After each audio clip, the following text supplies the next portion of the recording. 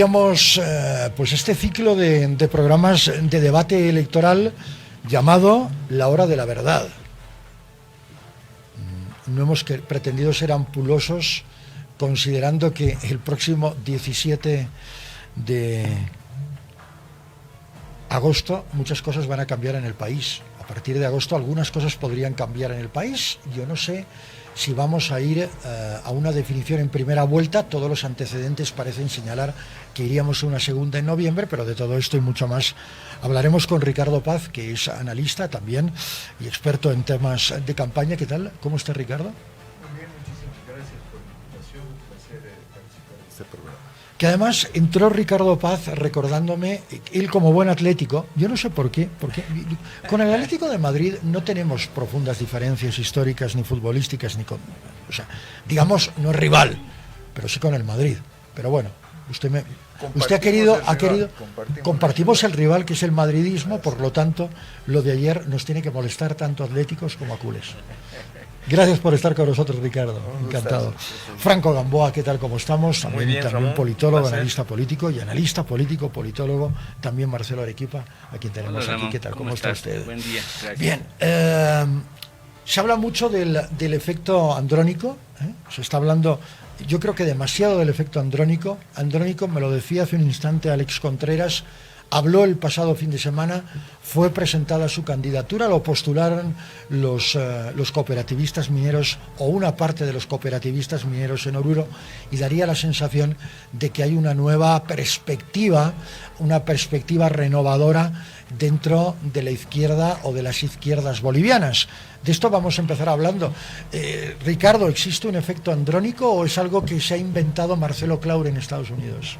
No creo que se haya inventado Marcelo Claure. Yo vengo alertando hace algunos meses con más preocupación en las últimas semanas sobre esta articulación del neopopulismo autoritario en la figura de Andrónico Rodríguez, ¿no? Yo creo que el Grupo de Puebla, el Foro de Sao Paulo, han visto con mucha preocupación el deterioro del proceso boliviano y hace varios años ya han decidido plantear un esquema de renovación. Y están ejecutando una estrategia donde Andrónico Rodríguez es una figura clave.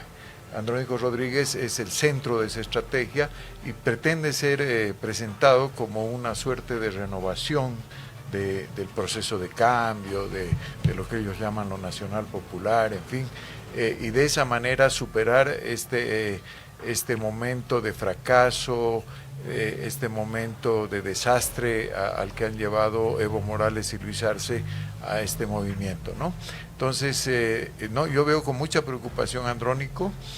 Veo que está cumpliendo un guión, está llevando adelante una estrategia, y si en el campo de las fuerzas democráticas no hay una actitud correspondiente al tamaño de ese desafío, las cosas se pueden poner muy feas. ¿Ha sido, Franco, el elemento definitivamente divisorio en lo que queda del MAS, Andrónico?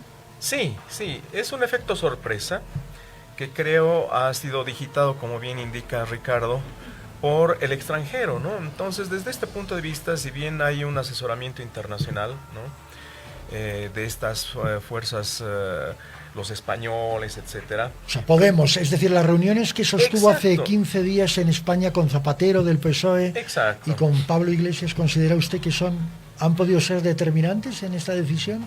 No sé si determinantes, no sé, pero bastante influyentes. Okay. Y precisamente aquí radica en la debilidad de esta falsa renovación, ¿no? Precisamente porque Andrónico no tiene una independencia clara, no es un liderazgo fuerte, es el continuismo de un modelo populista autoritario, precisamente porque hay otros intereses que están digitando. Entonces hay cierta imagen de cambio en las redes sociales, etcétera, pero en sí mismo el liderazgo de este joven no va a representar ninguna independencia ni capacidad de visión propia. Entonces aquí radica su debilidad, y tengo la impresión que las redes sociales, los medios de comunicación como siempre, lo han inflado demasiado, pero hay que ver precisamente cómo se va a inscribir él, con qué fuerza política, ¿no? Quién va a ser el candidato o la candidata a la vicepresidencia, y ahí vamos a clarificar un poco mejor. Sin embargo, veo que su popularidad es inflada, está digitada internacionalmente, y esto necesariamente va a significar un obstáculo para la toma de decisiones de él mismo y su proyección real como... que reitero, no es renovación, pero su proyección real como un candidato fuerte. Marcelo Arequipa, por favor. Difiere un poco en la grandilocuencia que se le da al valor internacional en ese tema. Por lo siguiente, el Grupo de Puebla y el Foro de Sao Paulo no han podido controlar a Evo Morales en estos años, difícilmente van a poder influir sobre el curso de la política nacional, en la izquierda por lo menos en este país. Pues no le doy mucho crédito a eso, sin dejar de pensar en que ciertamente son una variable, igual que al otro lado el Grupo de Madrid es también un Círculo de Madrid, no sé cómo se llama de manera digamos específica, pero son expresidentes de derecha, ¿no? Que también presionan en este lado a los políticos de derecha, ¿no? Lo mismo, o sea, el Grupo de Lima en su momento, ¿no? No creo que tenga realmente la influencia que se le atribuye al valor, digamos, de los actores internacionales. Sí creo que hay otros intereses, más bien criollos, bien nuestros en realidad, que han movilizado y que han motivado el hecho de que Andrónico, por ejemplo, aparezca en la política electoral ahora. ¿Cuáles han sido esos móviles? Un poco, creo que Franco lo mencionaba también. Los medios de comunicación. Creo que los medios de comunicación han sido actores claves en inflar la imagen de Andrónico y varios sectores evistas que no sabían cómo decirle a Evo Morales ya no vayas, sin ser considerados como traidores. Alguien me está recordando en este instante en directo, también fueron los medios de comunicación quienes ensalzaron y encumbraron la imagen de Evo Morales. Sí. Al final la culpa siempre es de los medios, ¿eh? No importa lo que hagamos, por exceso o por defecto, siempre... No son la culpa. No, pero me llama profundamente la atención. Pero Ramón, algún rato ya lo hemos hablado, creo aquí también. Los medios de comunicación no lo dicen Marcelo Arequipa, sino los dicen los estudios de opinión, Latino Barómetro, rápidamente, sí, está muy bien. Son actores políticos. Los medios de comunicación para la gente son actores políticos. Entonces, no es que sean culpables, sino son responsables. Esa es la palabra. Son responsables, o sea, que hemos estado de lo que se genera en el país también, ¿no? Todo lo que he hecho para bien y para mal es también responsabilidad de los medios. También. Y yo creo que hay que asumirlo. Autocríticamente también vale la pena, ¿no? Depende de qué medios y de qué periodistas. Exacto. No estoy generalizando en concreto absolutamente a todos, pero sí creo que ha habido un impulso fuerte de los medios de comunicación y de sectores evistas. Por eso vale la pena recordar con quienes se proclama como candidato Andrónico, ¿no? El sector cooperativista enseguida minero, quiero entrar ahí. El detalle, eso es bien importante. Enseguida quiero entrar ahí y quiero trasladarle esta inquietud suya, que la comparto profundamente, porque para mí, y sobre todo después de lo sucedido ayer en Bulo Bulo,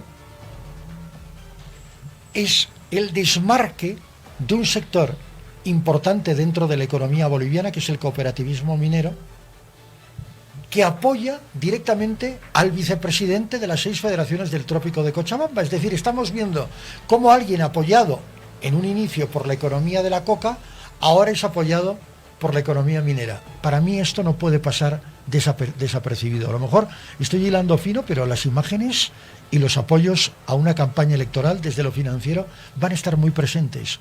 Bueno, parte de la caracterización de lo que es el MAS, ¿no? O de lo que fue el MAS. El MAS fue una confederación de corporaciones, ¿no? Ellos las llaman organizaciones sociales, movimientos sociales, pero en realidad se trata de corporaciones que trabajan en función de sus intereses particulares.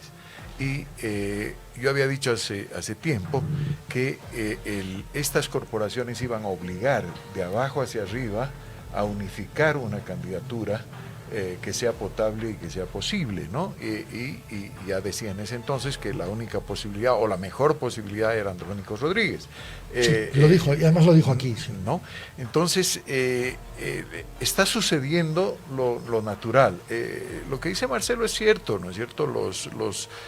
Yo no me refería al Grupo de Puebla y al Foro de Sao Paulo como los actores políticos, me refería a los que están diseñando la estrategia, a los que han contribuido con el diseño de la estrategia, pero por supuesto que la base social son esta confederación de corporaciones que representa o que representaba el MAS. Bueno, pero ahora, es que ¿dónde está el dinero ahora mismo? Y que apoyan a Andrónico Rodríguez por razones no santas, ¿no es cierto? Es decir, porque tienen demasiados intereses, demasiados beneficios, demasiadas canonjías, demasiadas prebendas que cuidar y que no quieren poner en riesgo, y por eso, para poder mantenerse en el poder, apoyan ahora a quien consideran viable, porque Evo Morales no es viable, no va a ser candidato, no tiene posibilidades, Luis Arce está en la lona. Entonces, su única posibilidad es Andrónico Rodríguez. Entonces, es casi natural lo que está sucediendo, es casi obvio lo que está pasando, y Andrónico Rodríguez está recibiendo ese momentum de la historia que lo favorece. ¿Cuán seguro está, Ricardo, de que Evo Morales no va a ser habilitado? Absolutamente. Lo afirma con rotundidad usted. Sí, no tiene ninguna posibilidad legal de hacerlo. Es otra historia. Bueno, pero tenemos que movernos en ese ámbito, ¿no? Si consideramos que el Tribunal Constitucional es una veleta... Si no, ya es un golpe de Estado y ya es otra cosa, digamos. Ya no es democracia, ¿no? Situaciones más complejas las hemos visto en el país. Seguro, también lo pueden prorrogar a Arce, también pueden hacer barbaridades, pero eso ya no es democracia, ¿no es cierto? Eso ya es salirse del ámbito de la institucionalidad. Es decir, los tres aquí los cuatro aquí coincidimos en que vivimos en un Estado de Derecho. Sí, parcial, ¿no? Dentro todavía precario, pero sí. No, pero digamos, si se aplican las leyes, estamos en un Estado de Derecho constitucionalmente, claro. Y de acuerdo a un fallo constitucional, Evo Morales no podría estar habilitado. Y además ya los medios de comunicación lo han ido crucificando a Evo Morales los últimos 6 meses. Pero desde el punto de vista... Yo no le he puesto ni un clavo todavía, ¿eh? Sí, pero... No he ejecutado a nadie, ¿eh? Quizás no pero claro, sería un santo, sino, ¿no? Sería un santo decir crucificado, perdón, Franco, pero no es un santo. Vamos a ver los santos. No es un santo, ¿no? Claro. Sí. Entonces, Evo Morales ya ha sido desactivado en la opinión pública. Sí, lo han desactivado. Sí. Yo no coincido plenamente con Ricardo. Y en caso que ilegalmente, ¿no?, una violación flagrante, un golpe de Estado, un abuso de poder y una incapacidad de ver que lo fundamental es el Estado de Derecho y que el Tribunal Constitucional habilite a este señor, de todos modos la opinión pública, el voto castigo y sectores de oposición de la sociedad civil plenamente identificados en contra de este señor, obviamente lo van a arrinconar, ¿no? No creo que tenga posibilidades. Pero volviendo al caso de Andrónico, un aspecto central que por supuesto hay que analizar es el carácter prebendal del Estado al que ha acostumbrado el régimen del MAS en estos 20 años y que ha calado tan hondo que precisamente Andrónico es el liderazgo falso y la marioneta de estos grupos corporativos, ¿no?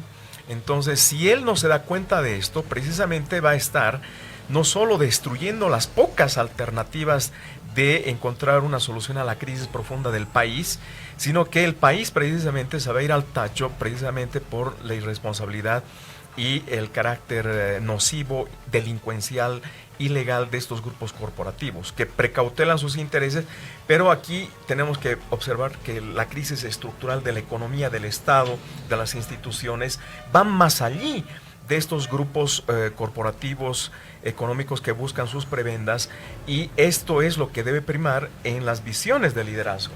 Si Andrónico, que no es una renovación, temprano se deja capturar por esto, entonces él mismo está dándose un tiro en el pie antes de empezar a caminar, y precisamente es por esto que considero que la propia sociedad civil también va a ser de alguna forma esclarecida y dar un voto de rechazo amplio a esta marioneta que aparece de la noche a la mañana Y desde el punto de vista político, la raigambre popular que tenía Evo Morales durante muchos años, desde que fue elegido diputado en el 97 hasta su elección como presidente del 2005, absolutamente no tiene Andrónico, ¿no? No hay una raigambre, todo es, digamos, de papel, es un tigre de papel, ¿no? Que se va a caer. Consideramos que hay un voto leal a Evo, fiel a Evo, entre un 30 y un 40% de voto duro, Franco. Sí, pero esto no quiere decir que automáticamente se traslade. Sí, a Evo, claro. Evo Morales, ¿no? Pero esto no quiere decir que automáticamente esto se traslade a otra figura, que reitero, que puede ser que se lo presente como el heredero, ¿no? Pero ya hay rupturas dentro de las 6 federaciones del Trópico de Cochabamba, dentro de la estructura partidaria del MAS, dentro del propio gobierno. Entonces estos grupos corporativos atizan el fuego de la división y esto le perjudica a Andrónico, de tal forma que automáticamente una reproducción del apoyo o del voto, digamos, fiel a Evo, ¿no?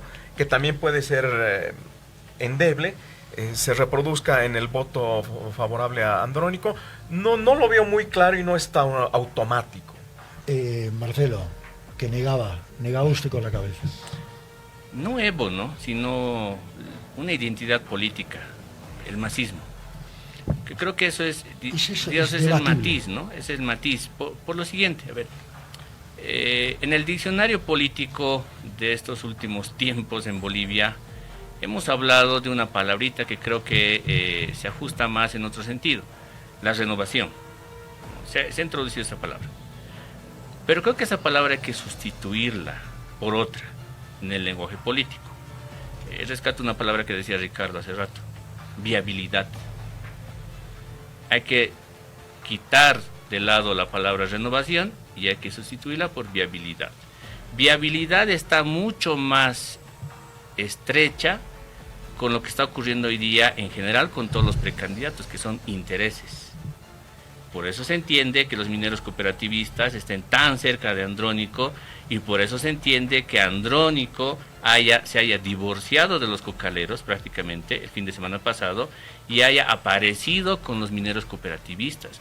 Necesitaba tener una organización social para empezar Andrónico y los mineros lo necesitaban a él. ¿Por qué? Por una cuestión de viabilidad política, por una cuestión de intereses políticos, con un elemento, con un agravante más.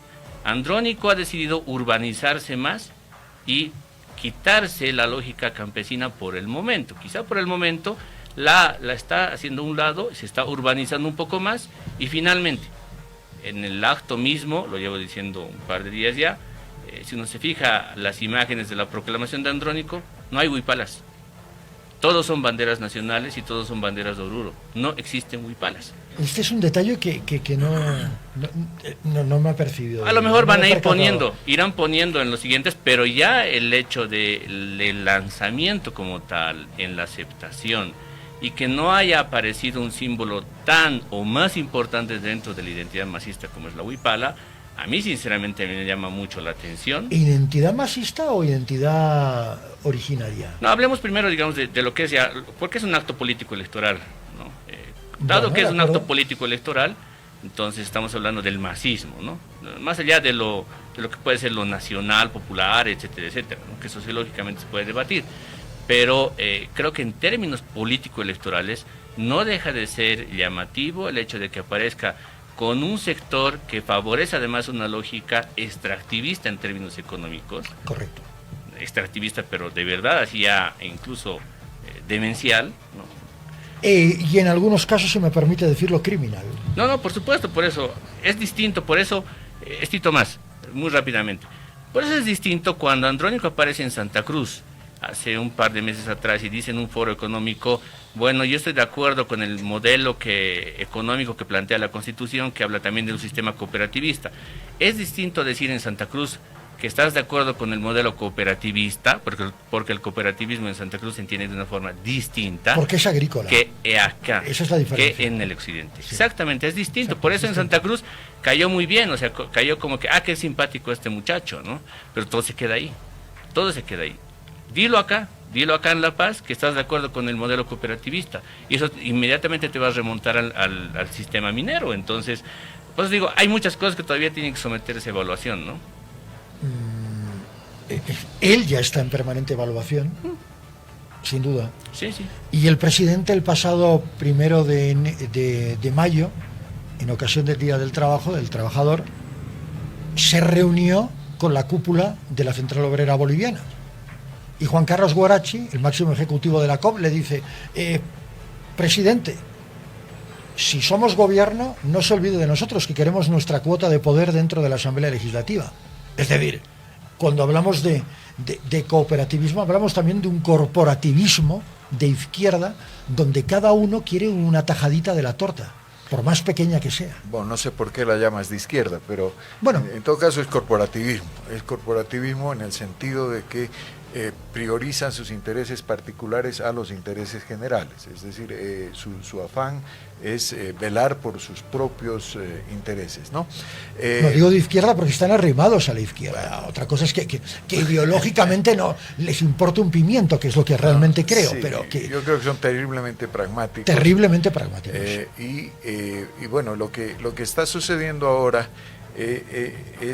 con Andrónico es que es un candidato, y es un candidato absolutamente falaz, como decía Franco, es una falsificación, es un farsante, es un hombre que va a decir en cada foro en el que se presente lo que quieren escuchar. A Santa Cruz fue a hablar lo que querían escuchar los empresarios de la CAINCO, ¿no? Como bien decíamos hace un momento, el cooperativismo, por ejemplo, en Santa Cruz está ligado no tanto a lo agrícola, sino a los servicios. También. A cotas, sí. a CRE, a ese tipo de cosas que no tienen nada que ver con el cooperativismo, ¿no? en Occidente. En minoría. Pero él hábilmente aprovecha la situación. Él va a ir al Comité Pro Santa Cruz y va a ser más autonomista que Juan Carlos Urenda. Va a ir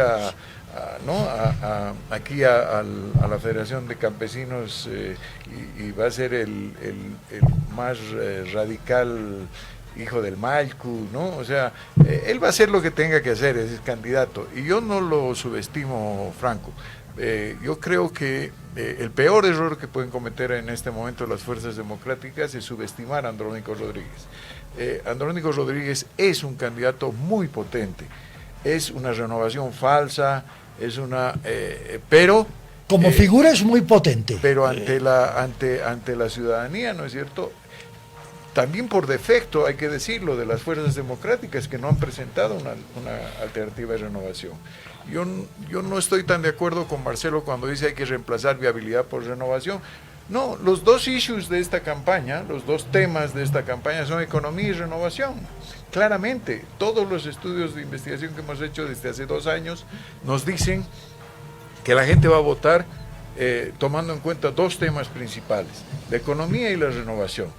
En este caso el neopopulismo autoritario ha dado pues un golpe de mano con el tema de Andrónico, atendiendo al tema de la renovación, y tienen que responder, las fuerzas democráticas tienen el deber, por lo menos en los binomios, Franco, por lo menos en los binomios, de presentar una alternativa de renovación clara, potente, ¿no?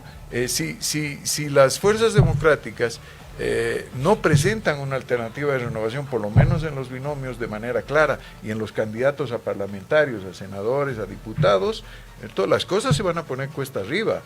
Recuerda 2005. Es correcto. La campaña de 2005, cuando Jorge Quiroga presenta a un montón de sus amigos viejos políticos en las listas, y Evo Morales presenta unas listas donde no conocía nadie a nadie, ahí se definió la elección. En ese momento se define la elección, cuando Evo Morales del 2005 se apropia del issue del cambio y de la renovación.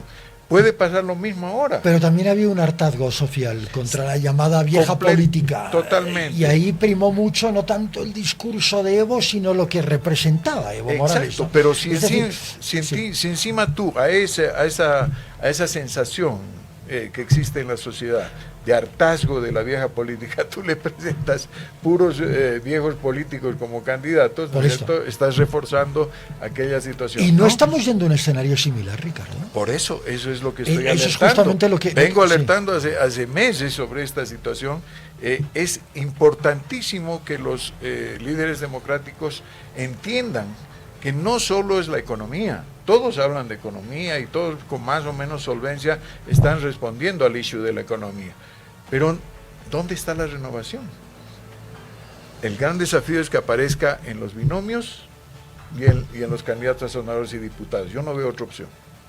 Franco Gamboa. Coincido con Ricardo, pero aquí hay un obstáculo, ¿no? Es decir, la gente quiere renovación, quiere un cambio profundo en la economía, ¿no? Que tiene que ser enfrentado por todos los candidatos de la izquierda, de la derecha, etcétera. Muy bien. Sin embargo, aquí el problema es el caudillismo. Parece ser que la opinión pública se deja guiar por, entre comillas, nuevos caudillismos, como el caso de la imagen de Andrónico, que es un caudillo más. Aquí no hay masismo, no hay ideología, no hay nada. No, no. Aquí hay puro caudillo. Ese ya quedó desterrado hace bastante nunca tiempo. Tuvo Sí. ninguna ideología clara el señor Evo Morales, ni su entorno, un entorno de mafia organizada, ¿no? Lanzó algunos dardos de descolonización y tonteras que nunca significaron nada, ni en la gestión pública, ni en el desarrollo efectivo de algo que pueda contribuir al Estado. No se ha contribuido en nada, se ha desmantelado la institución estatal, la estructura del Estado, etcétera. Entonces no hay masismo aquí. Aquí hay delincuentes, ¿no? Abusos, actitudes antidemocráticas, autoritarias, que estarían de acuerdo incluso con la dictadura, ¿no? Entonces, el caudillismo aquí, efectivamente, tiene que ser cambiado. Esa es la renovación de la gente, pero también la gente, lamentablemente, se deja guiar por estas tendencias muy acendradas en la cultura política boliviana, que es el salvador, el caudillo, el gran hombre, ¿no? Entonces, eso es lo que le dio la victoria a Evo Morales el 2005. Ahora se espera otro gran hombre que nos dé una salida alternativa a esta crisis profunda a la que nos ha llevado Evo Morales y Luis Arce. Pero ahí radica también la contradicción de la tendencia del voto boliviano, ¿no? Quiere cambio y ratifica su embelezamiento por los caudillos, porque aquí no hay novedad. Una renovación verdadera democrática es una renovación partidaria. Aquí los partidos son un desastre. Siempre han sido verticalistas, nunca ha habido democracia interna, son puro caudillos. Y eso es lo que efectivamente, coincido con Ricardo, le está quitando capacidad de propuesta y obviamente impulso a las fuerzas democráticas. Al MAS, ni qué digamos, nunca fue un partido, una mezcolanza de oportunistas que tomó el poder y bueno, lo llevó al despeñadero. Entonces, aquí realmente el esclarecimiento fundamental lo tiene que hacer la opinión pública, la sociedad civil, los medios de comunicación, para combatir ese chip negativo de años, que es el caudillismo y que destruye la institucionalidad democrática y las posibilidades de verdadero cambio. Pero eso, Marcelo, es difícil de desterrar de un plumazo. O sea, se necesitan varias generaciones de formación política para desterrar el caudillismo y abrazar un sistema democrático mucho más horizontal en este caso. Una tarea que tenía que haber encarado a las oposiciones en el país, lo que mis colegas le llaman ese bloque democrático. Yo creo que de democrático realmente se puede cuestionar mucho, porque si hubiera sido realmente un bloque democrático, debería haber construido una base, estructura, cuadros, escuela de liderazgos, etcétera, etcétera, que hubiera tenido o que tendría que haber tenido, digamos, sostén en el tiempo, ¿no? Una anécdota nada más. A cualquier diputado o senador que hoy día todavía pertenece a la comunidad ciudadana, pregúntenles si en algún momento han tenido reunión con Carlos Mesa para debatir, discutir los temas del país y tomar decisiones, o tenían reuniones sostenidas durante el tiempo. No. Carlos Mesa asumió de verdad su rol como líder de la oposición política legislativa en el país. No. El legislativo que tenemos es prueba clara de esta ausencia enorme que ha habido, de falta de responsabilidad de los actores de oposición, especialmente en el país, de no haber podido estructurar algo como, no digo como proyecto político de largo aliento, de Estado, no sé, pero por lo menos una estructura mínima que te garantice esto que estamos hablando ahora, es decir, cómo barres con el caudillismo, es generaciones, Sí. ok, está bien, yo también estoy de acuerdo, pero ¿han hecho la tarea los políticos en el país? Es que a lo mejor no les ha interesado lo suficiente. Ese es el otro problema, porque, a ver, Tal vez. a mí me suena por ahí más, va la cosa. yo estoy sintiendo más un aroma del 2002, porque creo que Samuel está volviendo al MIR, o sea, se está otra vez poniendo como que en el centro de las cosas, intentando lanzar alguna idea más o menos ingeniosa, como lo hacía, digamos, Jaime Paz, o lo hacía alguien, digamos, del mirismo, de ese mirismo antiguo. Y Tuto está volviendo otra vez al bancerismo, o sea, a esa posición inflexible y dura, digamos, y bien sólida, si quieres, de alguna forma, ¿no? Están volviendo a eso. Estoy sintiendo un poco ese aroma que, de todas formas, si volvemos un poco a revisar el panorama, no es novedoso. Por eso digo, es viabilidad, en realidad. Es decir, ¿cuán viables son los candidatos que están hoy día o los precandidatos que están hoy día presentes? Y en función de eso se van estructurando nomás intereses. O sea, no hay otra manera más de describir, creo, un poco lo que por ahora está ocurriendo, ¿no? Y que difícilmente va a virar en cuestión de meses. Tampoco el margen de maniobra para un cambio es... No es demasiado, es decir, no hay estamos hablando de varita que mágica, ¿no? No hay varita mágica. Más allá de varita mágica, es el factor tiempo el que juega en contra. Un factor tiempo que además choca inevitablemente con una crisis económica lacerante. No, Que o sea, enseguida por vamos a entrar, ¿no? Es decir, No, enseguida por vamos a entrar en supuesto. ese tema, porque para mí será el ganador de las elecciones quien tenga, no una varita mágica, pero quien tenga una idea de cómo reconducir la política económica del país. Las dubitaciones son importantes porque van a empezar a aparecer en la campaña electoral, las dubitaciones. Las dudas profundas. Un ejemplo.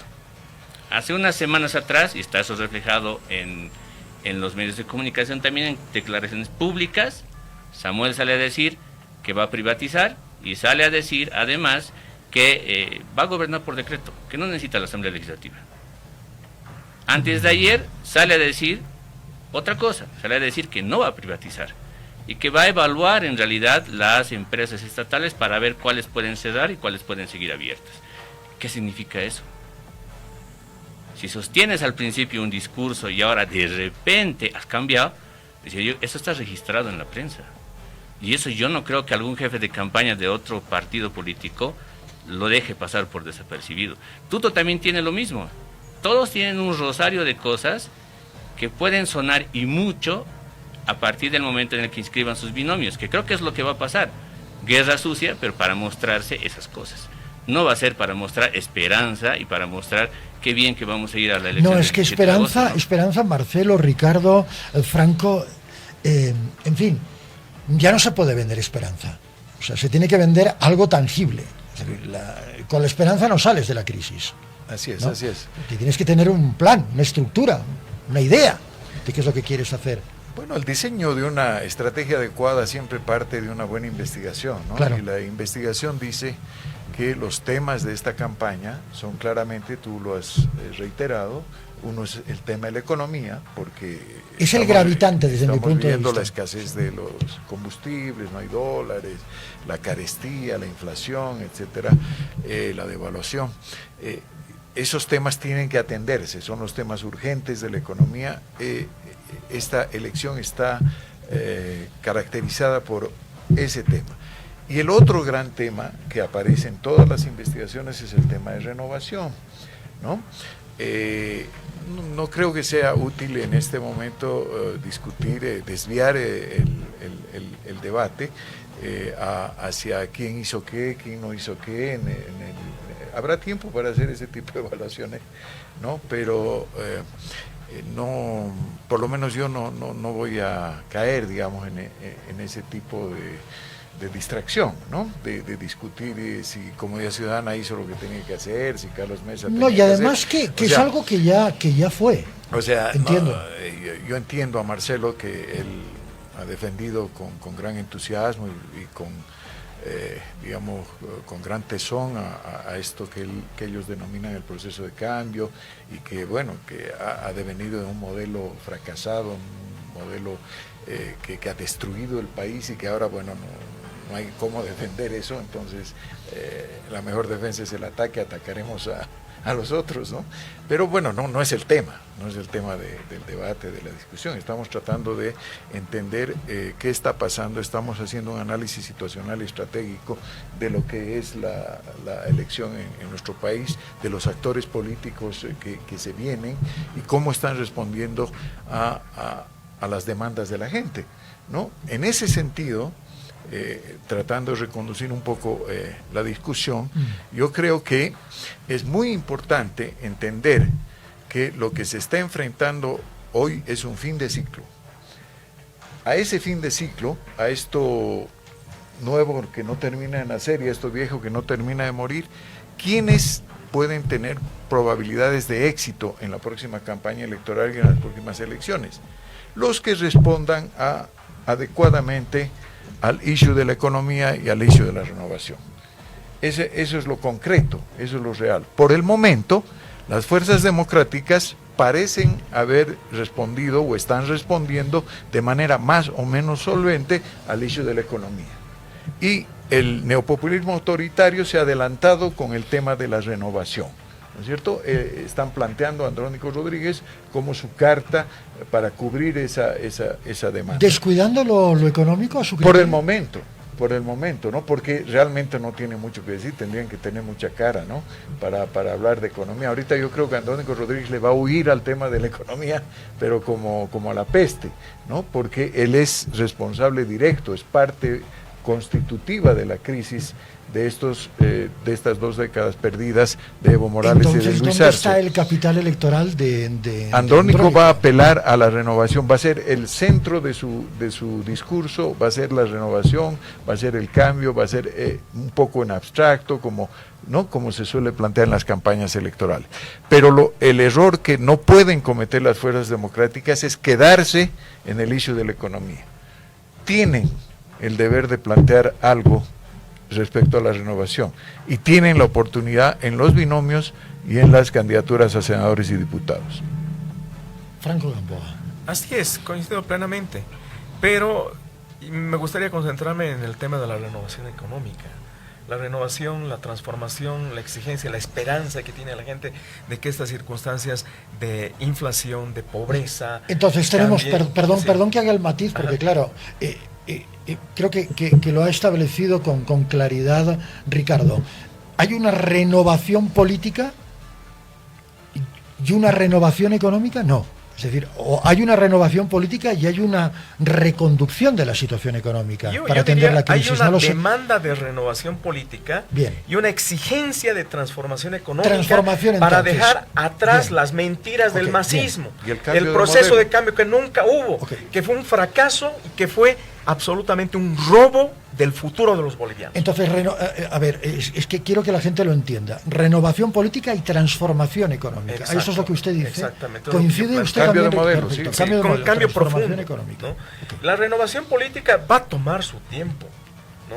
Pero lo que sí se necesita de manera inmediata es la reestructuración económica. Son más de 50,000 millones de dólares de la economía petrolera que hemos desperdiciado, le hemos quitado el futuro a las futuras generaciones, ¿no? A las generaciones actuales, y que ahora no sabemos cómo reconducir. A consecuencia del despilfarro, de la ignorancia y de la incapacidad de Arce y de Evo Morales, ahora se necesita precisamente una reestructuración económica muy profunda. Y sin duda hay muchos paralelismos. Yo no me atrevería a comparar lo de 2005 con 2025, ¿no? Sino comparar 2025 con 1985 con el 21060. Ya estamos yéndonos a 40 años. Y en esa época, Ramón, no se hablaba de privatización, eso vino después, en el gobierno de Jaime Paz y mucho después en el primer gobierno de Sánchez de Lozada. Pero en ese entonces, en el 85, se debatía la hiperinflación, el hundimiento del modelo de acumulación del Estado del 52, ¿no? Y claras propuestas de la nueva política económica, ¿no? La NEP, la nueva política económica que se concentró básicamente en frenar la hiperinflación y en reactivar ciertas condiciones de productividad de la economía que estaba destruida, ¿no? Entonces ahora se necesita algo similar, una reestructuración económica, ¿no? y que no estamos tampoco en las condiciones del 85, sino que hay capacidad productiva, hay de todos modos condiciones que no son tan favorables, pero que permitirían poco a poco reacomodar. Pero eso exige una reestructuración profunda del Estado, no en términos de privatización, una reestructuración para quitarle el clientelismo que ha destruido la eficiencia de la administración del Estado, y también el prebenalismo que ha despilfarrado los recursos. Entonces, en la reestructuración económica tiene que estar el plan de gobierno, ¿no? Y los candidatos, paralelamente a la presentación de sus binomios, ya tienen que tener ese mismo día. Exactamente. Ese mismo día ya lo tienen que tener. Claro. ¿Cuáles son las líneas matrices? La política monetaria, ¿no? El cambio en la matriz productiva, ¿no? Ya no dependemos de la economía petrolera, pero necesitamos mayor exploración y seguir confiando porque hay potencial, y por supuesto todo lo que significa el despilfar. Bueno, comprimir el Estado, en exacto, realidad. Sí. Y eso no necesariamente, y los estudios están ahí, significa privatización, ¿no? Entonces, hay que comprimir el Estado, hay que hacerlo más eficiente y precisamente mirar hacia adelante en función de las esperanzas de las nuevas generaciones. Marcelo Arequipa, por favor. A ver, un paréntesis muy rapidito, Ricardo. Creo que este es un espacio de análisis político-electoral, no es debate electoral, porque entiendo que ninguno de nosotros es candidato a nada. No. Todavía no. Exacto. Claro, ustedes no, porque son analistas, pero seguramente salvo tendremos que mañana candidatos. alguien aparezca en la lista para senadores o diputados, ¿no? Y cuando yo hablaba del tema de... No creo, ¿no? Yo soy candidato a la jubilación. Perfecto. Yo también estoy a un año. Yo no. Franco, Claro, entonces cuando yo hablo de Mesa, de Samuel, incluso hasta de Andrónico, podemos hablar incluso de Luis Arce, etcétera, yo pongo elementos que creo que son importantes para la discusión de verdad. O sea, no vamos a poder evaluar qué está pasando hoy día si no rastreamos algunos datos del pasado. No lo vamos a poder hacer, es imposible. Por eso pongo sobre la mesa el tema de que por qué no hay hoy día de verdad una fuerza en el tema de la renovación. Porque alguien no ha hecho su tarea pues aquí, ¿no? Y los partidos, los líderes políticos tienen que asumir también su responsabilidad, ¿no? Tal vez no hay una figura de renovación política, pero sí hay algunos que ya proponen una transformación económica. Es decir, de los dos elementos que hemos puesto en esta mañana sobre el tapete, uno al menos se está moviendo. Se está moviendo probablemente, ¿no? Pero eso todavía es incluso hasta muy temprano. Por ejemplo, a ver, yo no creo que hoy día Manfred esté en el mejor momento. Y hace unos 2 meses atrás estaba en un buen momento. Bueno, de hecho tiene basura hasta... Claro, por eso. Está bien complicado con el tema de la basura. Pero exactamente, bueno. O sea, los datos se van moviendo de una manera tan vertiginosa, oscilan tanto, que creo que la situación va a cambiar mucho igual en las siguientes semanas. O sea, no creo que las mediciones de hace 2 meses atrás continúen. Ahora, sí creo que hay algo que está ocurriendo. Primer dato, Samuel le ha metido muchísima plata a su campaña electoral, como si el siguiente domingo fueran las elecciones. Eso es, creo, dato real. Segundo dato, sí. ¿Cuánto realmente de ese impulso de meterle tanta plata a la campaña electoral le habrá representado hoy día para verse como una cara de esperanza y como alguien que dijeras, bueno, esto ya está casi decidido y él va a ser el siguiente presidente? No, todo lo que... ¿Usted cree que hay un exceso de confianza? Todo lo que... Bueno, igual los políticos tienen, ¿no? El deseo de obtener el poder lo más rápidamente posible, ¿no? Sí, de acuerdo, pero es diferente. Pero todo lo que se ha visto hasta ahora, por lo menos en la tendencia y en la trayectoria de las encuestas, va en el siguiente sentido. Todo lo que Samuel gana, lo pierde Tuto. Todo lo que Manfred gana o pierde, lo pierde Samuel y Tuto y lo gana otro. Ojo con Dunn. Jaime Dunn, desde que apareció lo del documental del golpe y desde que apareció su nombre, empezó a aparecer mucho más que Tuto. Ojo con eso. Cuidado, no sorprendamos con los datos cuando ya empiecen a aparecer las encuestas públicamente, pero ya avaladas por el órgano electoral, con un dato con ese tema. Un Jaime Dunn que, por cierto, también deshoja la Margarita. No se sabe con qué sigla va a ir, ni qué partido o agrupación. Ahora, de momento no se sabe. Ahí hay que incluirle un fenómeno más. ¿Cuál es? En ese último tiempo han aparecido o dueños de partidos políticos, dueños digo, ni siquiera programas, por Claro, eso, los que los alquilan. o han aparecido primero los políticos y por detrás los partidos políticos. Ejemplo de eso es Chi. Aparece con una fuerza importante, es tendencia en TikTok, vayan a revisar el TikTok. Tiene un nivel de cobertura y de vistas y de engagement que le dicen impresionante, Chi. ¿Tiene partido político hoy día Chi? No tiene partido político, o sea, se han puesto por delante los liderazgos en esta lógica del caudillismo que dicen mis colegas, se han puesto por delante pensando que eso es lo primero y después es lo de atrás, la organización política y lo que vaya a surgir de eso. Por eso no tengo muchas esperanzas en las listas que vayan a aparecer para diputados y senadores, porque en gran medida quienes están al lado, en las proclamaciones al lado de Samuel, al lado de Tuto, son los mismos que están hoy día en la Asamblea Legislativa. Algunos hay. Son los mismos, o sea, novedad realmente ahí no hay. Falta ver quiénes estarán en la lista de Andrónico, falta ver quiénes estarán en la lista de Luis Arce, falta ver quiénes estarán en otras listas más, pero yo no veo realmente que exista ahí novedad y realmente uno pudiera decir, bueno, este va a ser un otro escenario distinto al que vamos a vivir, al que tenemos hoy día, ¿no? Insisto en el concepto, ¿no?, que lo planteó muy bien Ricardo Paz: renovación política y transformación económica. Puede haber transformación económica sin renovación política, tranquilamente. Por eso la figura de Samuel no renueva la política, al contrario, ¿verdad? Pero sí refresca la economía, desde mi punto de vista. Así es, así es. El cambio de modelo es un imperativo, ¿no? Yo creo que eso va a ser una coincidencia, digamos, generalizada. Inclusive Andrónico, ya lo hacía mención Marcelo, en Santa Cruz ya dio, digamos, unos tips respecto de aquello, ¿no? Y él también comenzó a hablar de que no, hay que flexibilizar el tema de la estatización, el tema del rentismo no puede seguir así, el extractivismo está destruyendo la naturaleza, en fin. O sea, el cambio de modelo es un hecho. O sea, tenemos que buscar una economía de base ancha, ¿no es cierto?, más amable con el medio ambiente, con sostenible, promoción, incentivo al emprendedurismo, al turismo, creación de empleo, ¿no? Creación de empleo, obviamente. Bueno, todo esto que están hablando los candidatos, como digo, con más o menos solvencia. A algunos se les cree más por sus antecedentes, a otros se les cree menos, ¿no?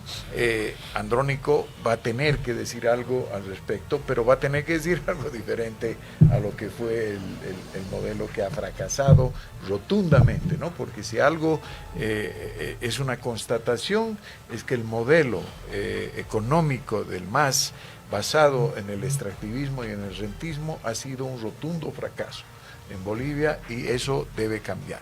Eso yo creo que ya no hay debate, ya no hay discusión posible. En el ¿no? tema de la renovación, ahí todavía hay cosas que están por definirse, por verse, ¿no es cierto? Yo digo, Andrónico ha sido un adelanto, digamos, una patada voladora, digamos, aquí está, no está ni Evo ni Arce, ¿no es cierto? Aquí está Andrónico, ¿no? Esta es la renovación del neopopulismo autoritario.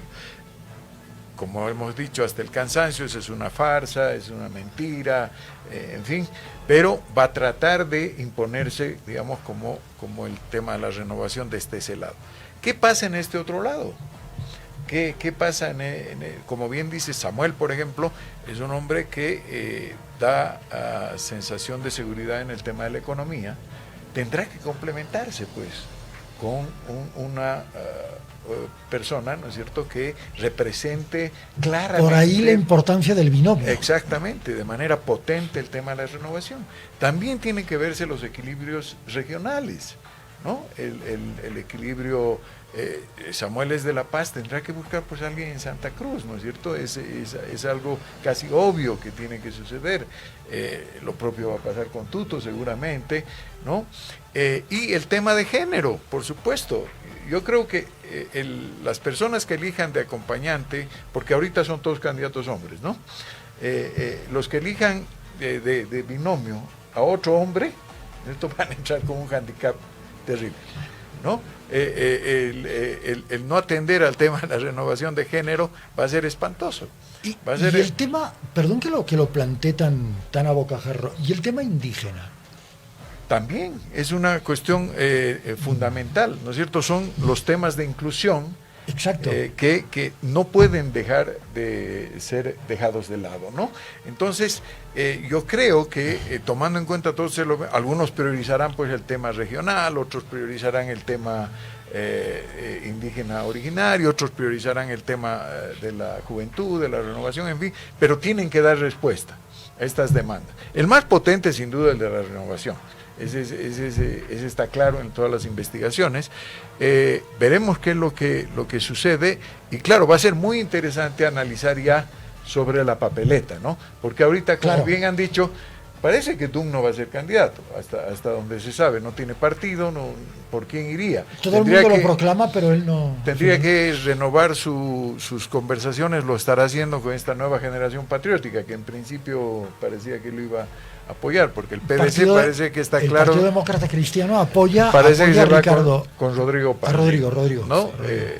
Entonces, ahí, por ejemplo, Chi se ha quedado sin partido, porque el MN reanunció ayer que... Sí, pero tiene un montón de seguidores en TikTok, como dice Marcelo. ¿No? O sea, claro, pues TikTok no tiene personalidad jurídica todavía en el Tribunal Supremo Electoral. Entonces, dele tiempo al Tribunal Supremo. No, claro, no.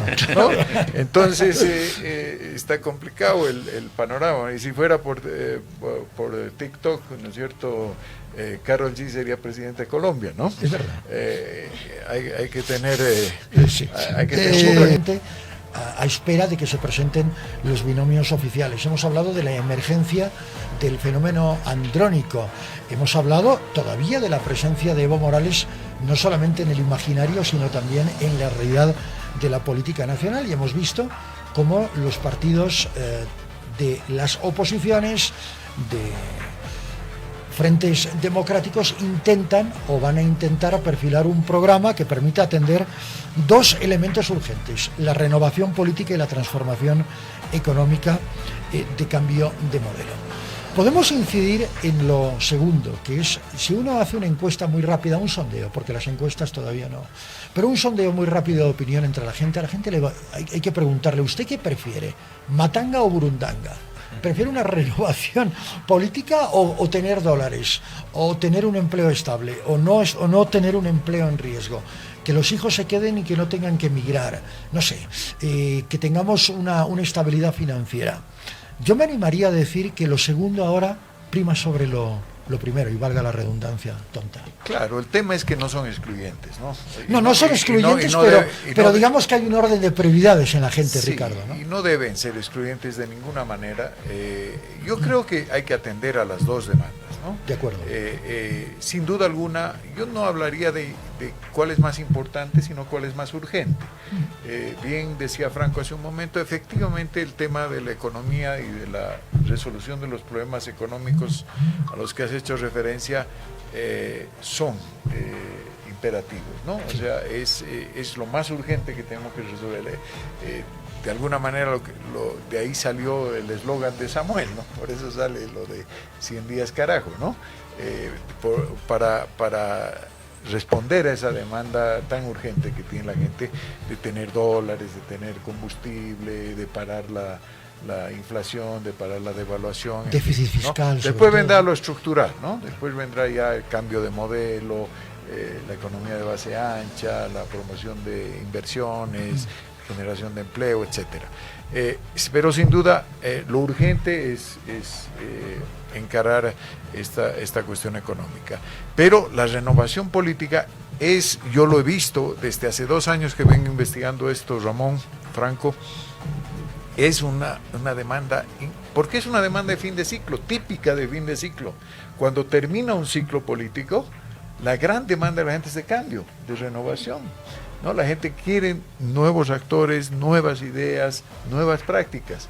Eso es algo que no pueden descuidar las fuerzas democráticas. Yo creo que es el gran déficit en este momento de propuesta de las fuerzas democráticas. Entiendo, como dice Franco, que es un proceso, ¿no? Pero ese proceso empieza con mostrar caras nuevas. Ese proceso empieza con mostrar gente nueva. Ahora, lo que no me cierra el tema de la renovación es importante, pero no me convence, así como no me convencen las encuestas, ¿no? no termino de entender por qué los medios de comunicación y las encuestas prefabricadas han fragmentado el escenario de las fuerzas democráticas, Samuel Tuto, Manfred, ¿no? Y Chi, que ahora está fuera del escenario. Bueno, Samuel y Tuto lo hicieron ellos, no es que ya claro, los medios de comunicación... pero ahí me sale ya mi corporativismo, pero no. Ellos aparecen como la unión y... bueno, y las encuestas los fragmentan, ¿no? Entonces ahí no me queda claro, pero lo que quiero analizar junto con Ricardo, cuando él era diputado, ¿no? Ya había una discusión sobre los generacionales, ¿no? Hubo precisamente un debate entre Ricardo y Guillermo Bedregal en aquel entonces, finado, ¿no? Memorable, por cierto. Finado. Y sobre el tema de la renovación, precisamente del caudillismo en Condepa, ¿no? Todo eso se ha caído, Ricardo. Los generacionales, lo que tú efectivamente indicas según los estudios que es una realidad, ¿no? De todos modos, no es algo que pisa fuerte en la conciencia ciudadana y en la tendencia del voto. ¿Por qué dice ¿no? eso usted, Franco? Porque en Bolivia somos muy conservadores, ¿no? Más vale lo viejo conocido que lo nuevo por conocer.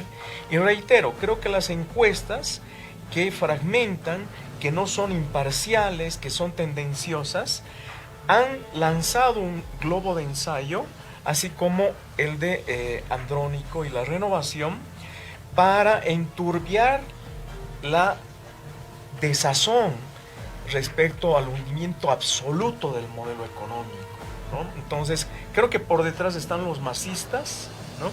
Están los asesores internacionales españoles a favor del masismo, que han enturbiado la opinión pública, porque el tema generacional es importante. Yo, más que el tema generacional y la renovación, es la democratización interna de los partidos, ¿no? No hay democratización, se atenta contra la institucionalización de los partidos, ¿no? De ahí que precisamente estos fragmentos, un fragmento del PDC lo apoya DUM, el otro lo apoya Rodrigo Paz, etcétera, no se ponen de acuerdo. Lo que queda de ADN y del MNR, lo mismo. Es la falta de democratización interna, la falta de solvencia institucional en el MAS como partido. Lo hemos visto, lo vemos en los otros que han caído desde su derrota electoral 2005, etcétera. Pero la renovación generacional no le veo, porque, a ver, lo que sucedió en el debate Bedregal, Ricardo Paz en los 90s, puede ser que se replantee ahora, pero ¿dónde llega eso, Ricardo? Bueno, precisamente en lo que devino ese proceso. Si tú ves la historia en aquel tiempo, precisamente devino en el recambio generacional. ¿Y quiénes representaron el recambio generacional? ¿Quiénes fueron a la elección en 2005? Fueron Tuto Quiroga por un lado y Evo Morales por el otro. Y Evo Morales se abanderó del cambio, se abanderó de la renovación y ganó. No es el único factor, tiene razón Ramón. Había una gran descomposición del sistema político, había una crisis. O sea, para mí marca el fin de la llamada democracia pactada. Todo aquello, siempre la explicación de los procesos políticos, de los procesos sociales es multivariable, pues nunca es una sola cosa. ¿No? Pero sin duda alguna en ese tiempo había esa demanda de renovación que se expresó en dos candidaturas nuevas, de gente nueva. Tuto Quiroga era un hombre muy joven en aquella época, ¿no? Y Evo Morales también. Pero vamos a ver, ninguno de ellos Jorge llegaba... Quiroga venía de donde venía. Sin duda. Sin duda. Y de un desgaste, pues, de un sistema de partidos políticos. Por eso ganó Evo Morales, pues. Por eso ganó también Evo Morales. Por eso ganó. Precisamente claro, fue por eso que ganó. Pero la renovación se produjo, Franco. O sea, no fue un debate estéril, no fue un movimiento, porque esto empezó efectivamente en el 96, 97 y se cristalizó en el 2002, ¿no es cierto? Ya con nuevos actores, ya. El 2002 se acabaron, pues, ya se acabaron los viejos actores de la política, ¿no? Inclusive gana Sánchez de Lozada esa elección, pero ¿para qué? Para durar 10 meses, ¿no? Para caerse, digamos, ya como un castillo de naipes. Y empieza la nueva política ya con Evo Morales, Carlos Mesa, Tuto Quiroga, etcétera. Ya ¿no? La nueva camada de la política boliviana, que es la que hoy día está en crisis. Sin olvidarnos del autonomismo cruceño. Sin duda alguna. Es decir, que jugó un papel muy importante en aquella época. Estamos hablando de Ormando Bacadíez y de todo el movimiento cívico, generando liderazgos. Es imposible entender a Luis Fernando Camacho sin ese momento sin ese punto de quiebre. Exactamente, lo has dicho muy bien, Ramón. Es imposible entender el proceso autonómico sin el proceso del 2002, del Cabildo del Millón. Es imposible. De todas estas cosas, sin el antecedente de Rubén Costas, Germán Antelo, Branko Marinkovic, ¿no? Sí. Que llegan hasta Luis Fernando Camacho, que sería ya el clímax, digamos, el clímax, ¿no? sí. Entonces, los procesos de renovación se producen y lo que está demandando la gente hoy día, entonces se va a expresar en esta elección. Yo estoy seguro que se va a expresar para bien o para mal. Ojalá que no, igual que el 2002 o que el 2005 con la victoria de Evo Morales entonces y de Andrónico en este caso, ¿no? Ojalá no suceda aquello y que estamos a tiempo. Por eso yo ando desesperado diciendo a los líderes democráticos, atiendan este tema. Atiendan el tema. O sea, tómenlo en serio, no lo menoscaben, o sea, no lo ataquen así, pero tómenlo en serio, ¿no? Presenten sí. binomios y candidatos a senadores y diputados que cubran esa demanda, ¿no? Para mí es fundamental. A mí ha tocado un punto que me parece muy importante, creo que es ahora el momento en que debemos tratarlo. Franco, hemos hablado de Santa Cruz. ¿Cuán gravitante va a ser el voto cruceño en estas elecciones? Yo sé que es muy importante, evidentemente, por temas demográficos, etcétera, de representación económica, de diputados, etcétera, de circunscripciones, pero ¿cuán importante son los liderazgos en este instante en Santa Cruz y si estos liderazgos están, a su criterio, debidamente representados en los bloques democráticos? Va a ser gravitante. La demanda autonómica ya se ha consolidado, ya no es la demanda autonómica obviamente del 2005, del 2006, 2007, ya se ha consolidado. Pero precisamente por esa consolidación ahora hay otra redefinición de las presiones por el poder, ¿no? Entonces el voto cruceño va a ser importante, pero no sé hasta dónde la burguesía agroindustrial en Santa Cruz está dispuesta a apostar por una transformación del modelo económico porque ha sido beneficiada absolutamente. La subvención de los hidrocarburos, Evo Morales, García Linera, todos han favorecido esa burguesía agroindustrial que ha celebrado también esa dilapidación de recursos por su beneficio corporativo. Entonces, lo que está por verse es hasta dónde la burguesía agroindustrial en Santa Cruz va a permitir y también renunciar a ciertos beneficios que tenía en pro de una reestructuración muy profunda, frente a lo cual ellos tienen que navegar ahora ya no bajo el ala del Estado, sino bajo precisamente sus propias fuerzas. Si nos atenemos a una de las resoluciones de algún voto resolutivo en alguno de los últimos cabildos, el más reciente, se plantea una nueva relación de Santa Cruz con el Estado boliviano. Esto significa que me imagino que desde Creemos y desde, no sé si Vicente Cuéllar, bueno, es bastante autonomista, pero no sé si él está en esa tesitura, pero tal vez lo debería incluir. Si desde los líderes cruceños se está planteando una nueva forma de entender el Estado. Ir hacia un modelo que mire más hacia el federalismo que hacia un Estado como el que conocemos ahora. No lo sé. Pero yo no sé si, además, perdón, termino con esto, no sé si eso ha sido planteado a los candidatos. No sé si ha sido planteado, pero el Comité Cívico, ya tiene un documento, ¿no es cierto?, de la nueva relación entre las regiones y el Estado, de la nueva relación entre Santa Cruz y el Estado, ya tiene un documento, una visión.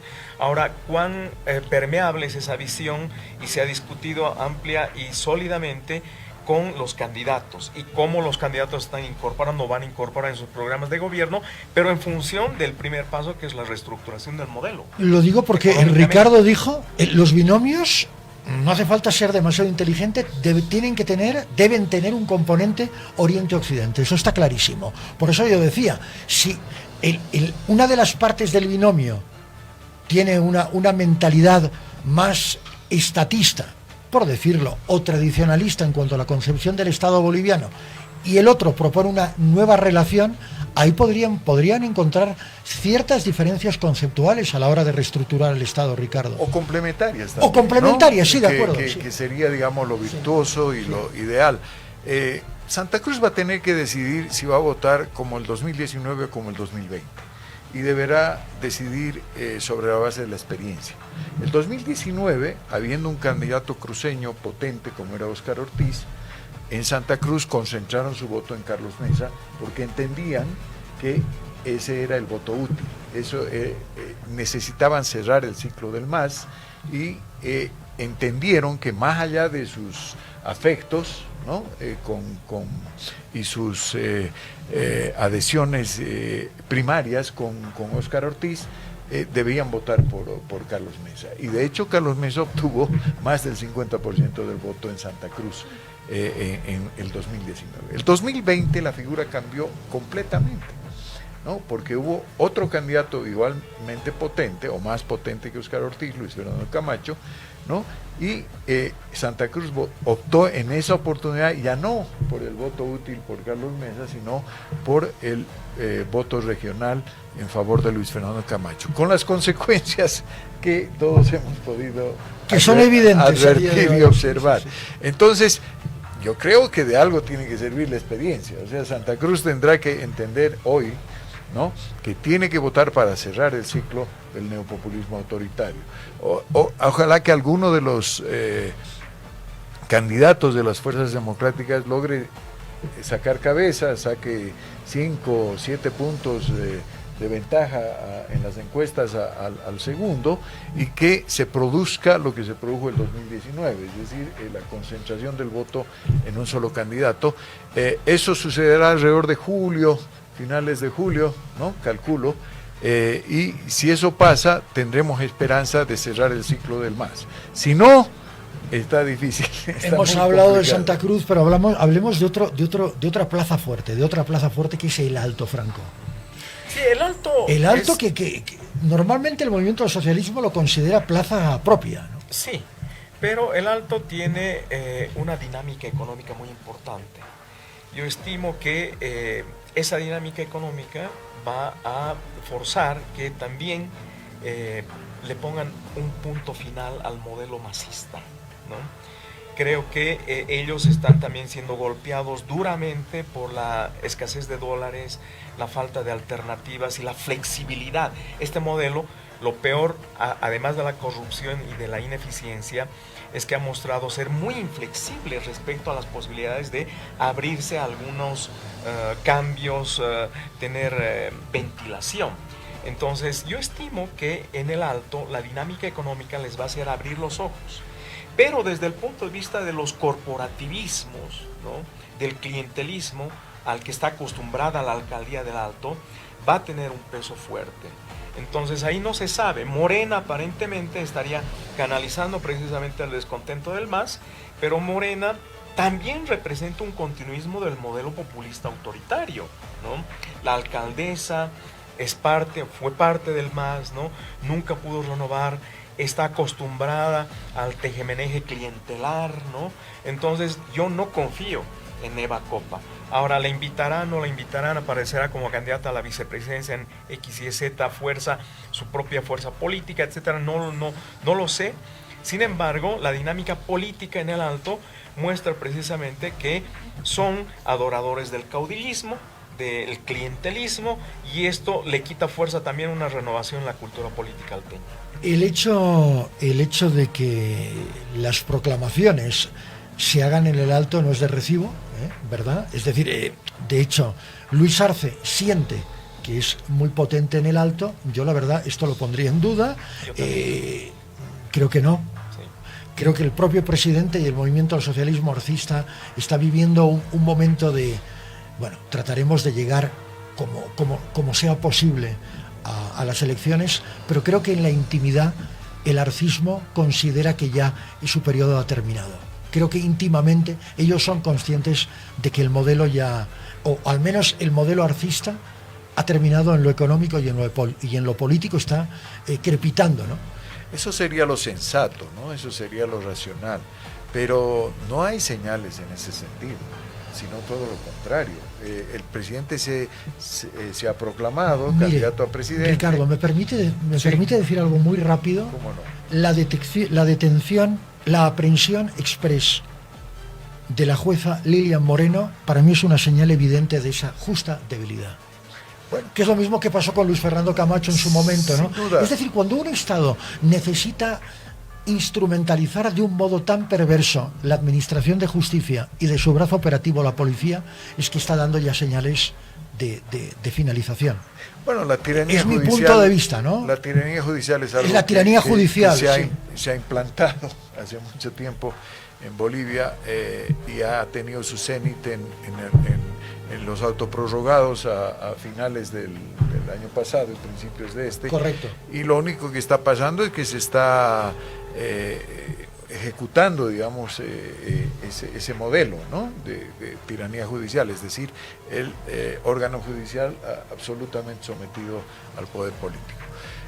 Pero bueno, yendo un poquito al tema del Alto que planteaba Franco, yo tengo una experiencia que lamentablemente no he tenido tiempo todavía de escribirla para poder difundirla. Hágalo. Pero el año 2015 yo asumí la jefatura de campaña de Soledad Chapetón en las elecciones del Alto, y todos decían que era una locura, ¿no? Porque Evo Morales acababa de ganar el 2014 con 80% de votos en el Alto, ¿no? 80% sacó Evo Morales. Si bien el candidato era muy cuestionable, era Edgar Patana, que iba a la reelección en 2015 con muchas acusaciones de corrupción. Sin embargo, decían, es imposible pues ¿no? que le puedan ganar al MAS en el Alto, ¿no? Por favor, o sea, pero bueno, hicimos una campaña muy bonita, muy linda, que es la que quiero escribir un día, la experiencia aquella, y le ganamos al MAS con más del 50%, Ramón, Franco, 53%. O sea, ¿dónde estaba el voto duro? ¿Cómo lo hicieron? Esto es importante porque hay que compartir que estamos llegando a esto. O sea, primero, digamos, rompiendo el mito del voto duro. No hay el voto duro, no existe el voto duro. Para usted no existe el voto duro del MAS. No, ¿por qué? No existe el voto duro en ninguna parte, okay. porque el 90% de la gente no reflexiona como nosotros, como los analistas políticos, como los políticos, como los periodistas, ¿no?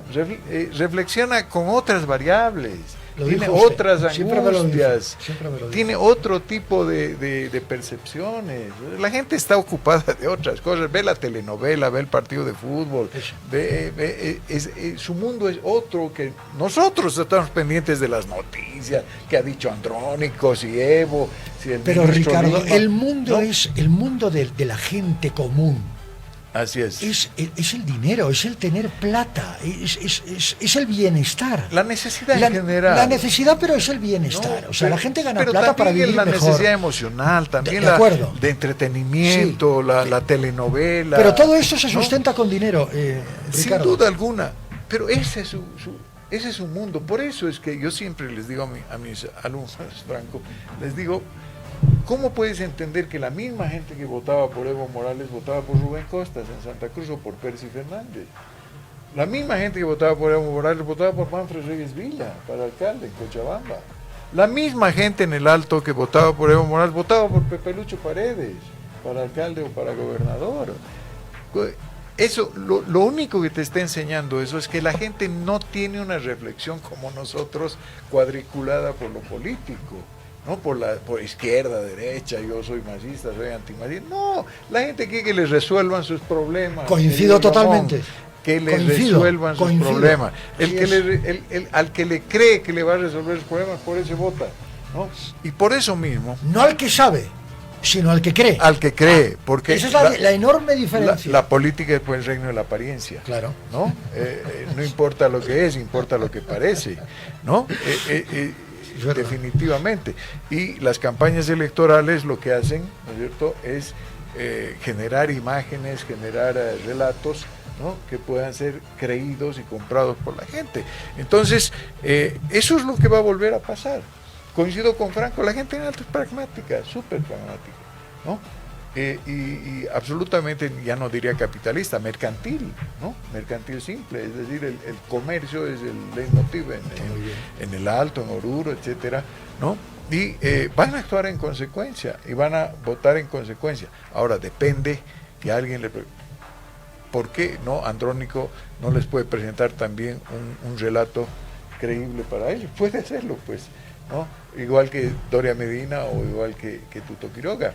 Pueden presentarle, el que presente el mejor relato y le crean, ese va a ganar. Lo digo porque hay una concentración, digamos, de interés en estas campañas, al menos en lo que hemos visto tanto en Santa Cruz como en el Alto. Por la densidad Exactamente, poblacional, ¿no? por la densidad poblacional. Ya no La Paz, es interesante, ¿no? Como la sede de gobierno ha quedado definitivamente desplazada.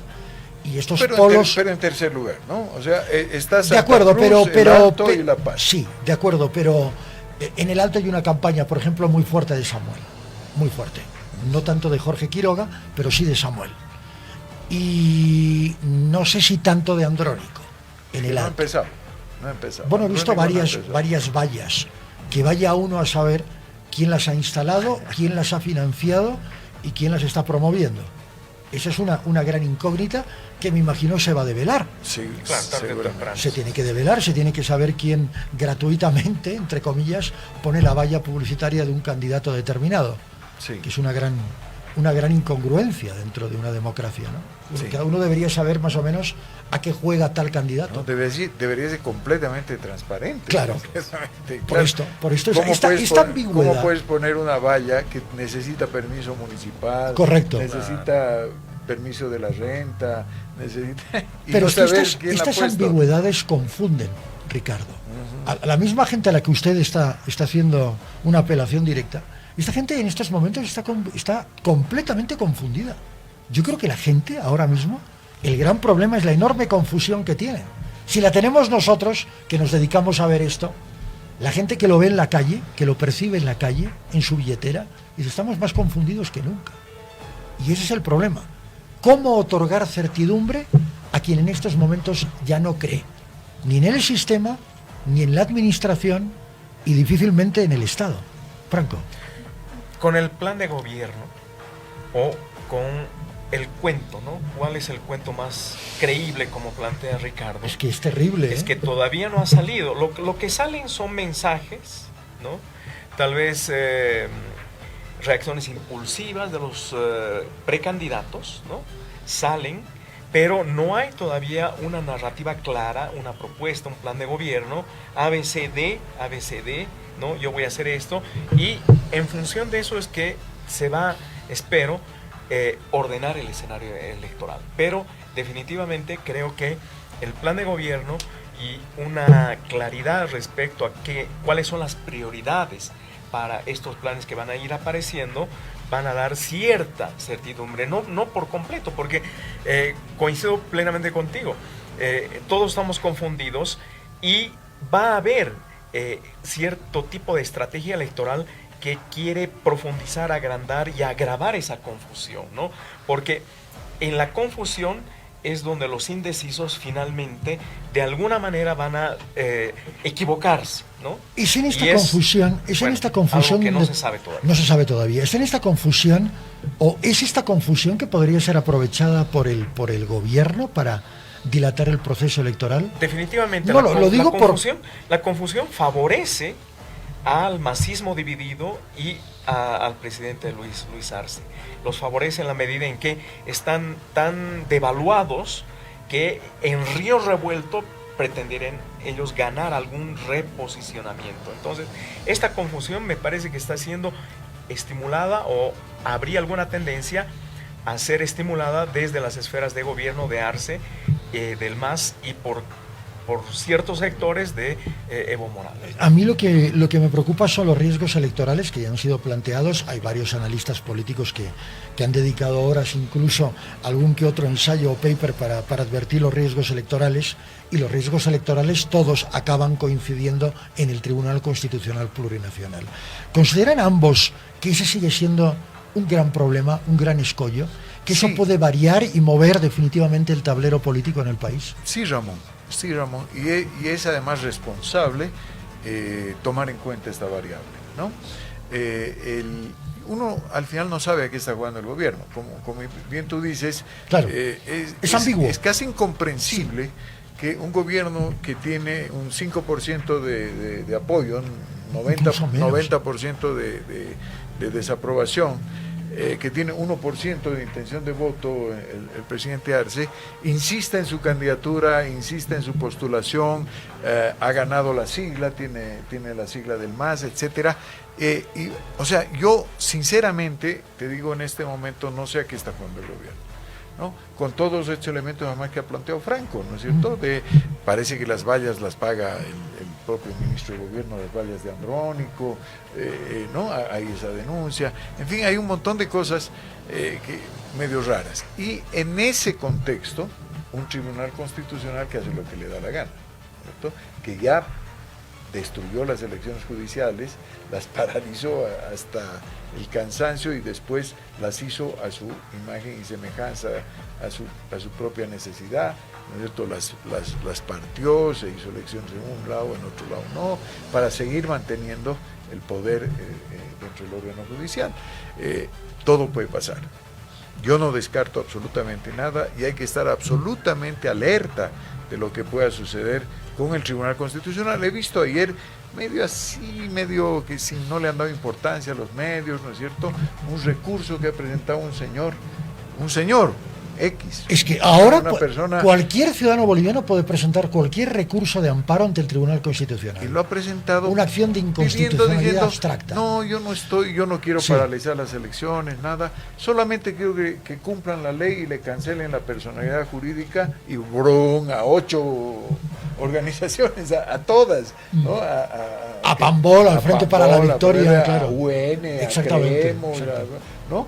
Es decir, ¿qué tal si el Tribunal Constitucional le recibe esta cuestión a este señor y dice, mientras no analicemos la situación y demos un fallo, no se pueden inscribir? Es que, aunque no sea el Tribunal Constitucional, una sala constitucional en cualquier departamento puede recibir un amparo, cualquiera. Esto está clarísimo. Este señor presentó ante el tribunal, ¿no? Bueno, de acuerdo. Pero, y la semana pasada se presentó también una acción inconstitucional abstracta para tratar el tema de las circunscripciones, que ha sido presentada. Luego a los pocos días el riesgo salió existe. A tu pregunta la respuesta. El riesgo es evidente, es claro y hay que mantenerse alerta. Franco Gamboa. Sí, coincido. Hay un riesgo y por lo tanto es una amenaza. Y es insólito cómo el Tribunal Constitucional se ha convertido en una amenaza para la estabilidad del conjunto del sistema democrático, ¿no? Pero también creo que deben estar conscientes estas personas, ¿no? Que están jugando con fuego, porque pueden desatar reacciones intempestivas de violencia, ¿no? Considero que lo que sucedió en 2019, lo que sucedió en muchas circunstancias de reacción violenta de las masas y de la sociedad civil frente a circunstancias políticas forzadas, ¿no? Puede efectivamente poner ciertos límites. Efectivamente los autoprorrogados magistrados del Tribunal Constitucional se creen pues supremos, ¿no? Y eso es lo que tarde o temprano va a acabar la tumba de estos señores, ¿no? Sin embargo, hay riesgos, ¿no? Nosotros estamos viendo que todo podría pender de un hilo, un amparo constitucional aquí y allí, lo que ha sucedido con esta jueza Moreno, ¿no? Hacen lo que les da la gana, etcétera. Pero precisamente ahí considero que está la misma debilidad de estos corruptos, de estos personajes nefastos para la estabilidad del sistema democrático. Si presionan demasiado para que se rompa la cuerda, ellos también se pueden hundir y la violencia excesiva podría sí, efectivamente, tratar de suspender, o si estos intentan suspender el proceso electoral, la violencia podría enturbiar también este panorama, pero creo que frente a estos predictores nefastos debe primar el compromiso. Públicamente, los autoprorrogados se han comprometido a respetar los tiempos y el proceso. Públicamente se han comprometido. Ahora puede ser que retrocedan y hagan barbaridades, sin duda. Es muy probable. Es muy probable. Pero tienen que ver que su palabra cuenta, ¿no? Y que tarde o temprano sí o sí van a rendir cuentas, ¿no? Se creen los supremos, han hecho realmente todo un desbarajuste con las elecciones judiciales, pero ellos necesariamente están conscientes que hay límite para no empujar todo el sistema a una violencia y una destrucción que a ellos mismos se los va a tragar. Lo digo porque la anunciada marcha de Evo Morales justamente busca eso, busca presionar una habilitación forzosa pero el o Tribunal forzada. Constitucional ya se ha pronunciado, No, en ese caso. Independientemente de lo que diga el Tribunal Constitucional ayer, Claro. de lo que haya dicho, una movilización social evista puede generar no solamente violencia, puede generar más inestabilidad social en el país. Bueno, Evo Morales no tiene otra opción, ¿no? Evo Morales se le han cerrado todas las alternativas judiciales, legales, ilegales, democráticas, claro, democráticas. Institucionales. Por lo tanto, él ya está jugando a la revolución, a la insurrección. Ya está jugando él a generar, como bien dices, Ramón, un movimiento social tan, digamos, poderoso, tan fuerte, que pueda, como el 52, pues, ¿no? Como el 9 de abril Ya, del bueno, 52, pero venga. Sí, los contextos Todos sabemos son, que sí, no tiene la sí, espalda, no. Que el Es ejército, imposible. que el ejército está en otra, ¿no? Que es imposible. Sí, a mí lo que me tranquiliza un poco es que sus últimas dos movilizaciones, también anunciadas con mucha pompa. terminaron en la cervecería, en una desconcentración bastante triste, ¿no? Y sin él. Y sin él. Entonces, me parece que es más sus paradas de gallo pero bueno, él está intentando eso porque no tiene otra opción, ¿no? El problema está en lo que tengo una diferencia de matiz con Franco, es en esto de que los autoprorrogados están conscientes de que esto se puede salir de madre y que van a nomás actuar dentro de la corrección. Los antecedentes a mí me hacen dudar bastante. Para mí la palabra de ellos vale igual que un billete, $1 de $3. Un billete de $3, sí. O sea, sinceramente no creo, y creo que hay que estar muy alertas a lo que pueda suceder ante la primera señal. No nos puede pasar lo de las judiciales. En las judiciales lo que pasa es que a la primera, bueno, se les dejó pasar, sí, pero el daño institucional es enorme. Y a la segunda y después ya fue imparable. No, ahora a la primera hay que ponerle. Ahora, el 25 de junio del año pasado hubo un intento de asonada militar, hace un par de meses, no, hace un mes, se presentó una lista de un presunto gabinete golpista en el que había analistas políticos, en fin, etcétera, incluso un candidato, ¿no? Que es Jaime Dún. Sobre Zúñiga y sobre toda esa intentona golpista se tejió todo un relato muy perverso, ¿no? De teorías de la conspiración, etcétera. A mí lo que me preocupa es que ese relato pueda volver a surgir. Y me voy a esta movilización de Evo. Que el gobierno, en una de estas, o en una de esas, o de las suyas, se agarre de un intento de desestabilización que no da garantía de paz social para la realización de elecciones. Sucedió el 25 de junio, no prosperó, pero nada nos indica que esto no pueda volver a darse. Y a mí me preocupa mucho, porque hace un mes y medio, apareció una lista de personas que tienen cierta notoriedad por sus comentarios, por su incidencia en la opinión pública, como miembros de un presunto gabinete. A mí eso es lo que me preocupa mucho desde una perspectiva eminentemente democrática. Es decir, aquel que piensa diferente es susceptible de ser procesado. Por angas o por mangas. Y ese es un riesgo, claro, pero eso que es un riesgo electoral desde mi punto de vista. Sí, sin duda alguna, Ramón, como hemos dicho, es evidente, todo puede suceder, se puede usar como pretexto excusas. La movilización de Evo Morales o cualquier otra cosa, ¿no es cierto? Se puede utilizar como pretexto para interrumpir el proceso o postergarlo o autoprorrogarse, ¿no? En el ejercicio del poder, pero eso es jugar con fuego. Realmente, ¿no? Bueno, eso es jugar con fuego.